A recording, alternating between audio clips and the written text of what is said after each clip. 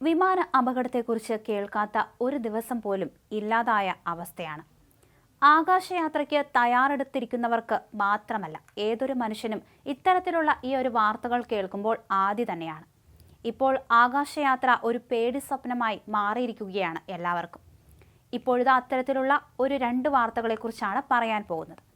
5000 അടി ഉയരത്തിൽ പറക്കുന്നതിനിടെ എഞ്ചിൻ നിലച്ച വിമാനം അടിയന്തരമായി നിലത്തിറക്കിയ അവസ്ഥ. അമേരിക്കയിലെ ഡാലസ് വിമാനത്താവളത്തിലാണ് സംഭവം നടക്കുന്നത്. യുണൈറ്റഡ് എയർലൈൻസിന്റെ ബോയിംഗ് 787-8 ഡ്രീം ലൈനർ വിമാനമാണ് അപകടത്തിൽ നിന്ന് തലനാരിഴയ്ക്ക് രക്ഷപ്പെട്ടത്. ജൂലൈ 25-നായിരുന്നു സംഭവം നടന്നത്.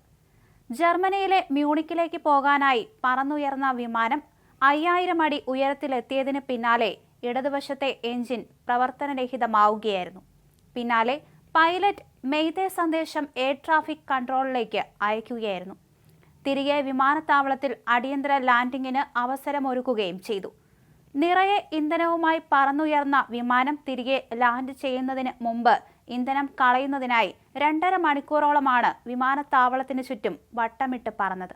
ഈ ഒരു സമയത്ത് ഡാലസ് വിമാനത്താവളത്തിൽ നിന്ന് മറ്റ് വിമാനങ്ങൾ ലാൻഡ് ചെയ്യുന്നതിനും പറന്നുയരുന്നതിനും നിയന്ത്രണം ഏർപ്പെടുത്തുകയും ചെയ്തു. ഇന്ധനം കളഞ്ഞതിനു ശേഷം ആശങ്കകൾക്കൊക്കെ വിരാമമിട്ട് വിമാനം സുരക്ഷിതമായി അങ്ങനെ ലാൻഡ് ചെയ്തിട്ടുണ്ട്. യാത്രക്കാർക്കാർക്കും അപകടമുണ്ടായില്ല. എന്തായാലും ഒരു ആശങ്കയുടെ മണിക്കൂറുകളായിരുന്നു അങ്ങനെ നീണ്ടുപോയത്. അതേസമയം ബോയിങ്ങിന്റെ 787 ഡ്രീം ലൈനർ വിഭാഗത്തിൽ വരുന്ന വിമാനമാണ് 260 പേരുടെ മരണത്തിനിടയാക്കിയ അഹമ്മദാബാദ് വിമാന അപകടത്തിലും ഉൾപ്പെട്ടത്. അടുത്തിടെ ബോയിങ്ങിന്റെ വിമാനങ്ങൾ സാങ്കേതിക തകരാറുകളെ തുടർന്ന് തിരിച്ചിറക്കുന്ന സാഹചര്യങ്ങളും ഉണ്ടായിട്ടുണ്ട്. അതേസമയം കഴിഞ്ഞ ദിവസം അമേരിക്കയിൽ ബോയിങ് ജെറ്റിന് തീപിടിച്ചിരുന്നു. ലാൻഡിംഗ് ഗിയറിലുണ്ടായ തകരാർ മൂലമാണ് വിമാനത്തിന്റെ ടയറിന് തീപിടിച്ചത്. ഒരാൾക്ക് പരിക്കേൽക്കുകയും ചെയ്തു. അമേരിക്കൻ എയർലൈൻസിന്റെ ബോയിങ് 737 മാക്സ് 8 എന്ന വിമാനമാണ് പറന്നുയരുന്നതിന് മുമ്പ് അപകടത്തിൽപ്പെട്ടത്. ശനിയാഴ്ച ഡെർവർ അന്താരാഷ്ട്ര വിമാനത്താവളത്തിൽ നിന്ന് മിയാമിയിലേക്ക് പുറപ്പെടുന്ന 3023 നമ്പർ ബോയിങ് വിമാനത്തിനായിരുന്നു തീപിടിച്ചത്. 173 യാത്രക്കാരും 6 ജീവനക്കാരും വിമാനത്തിൽ ഉണ്ടായിരുന്നു.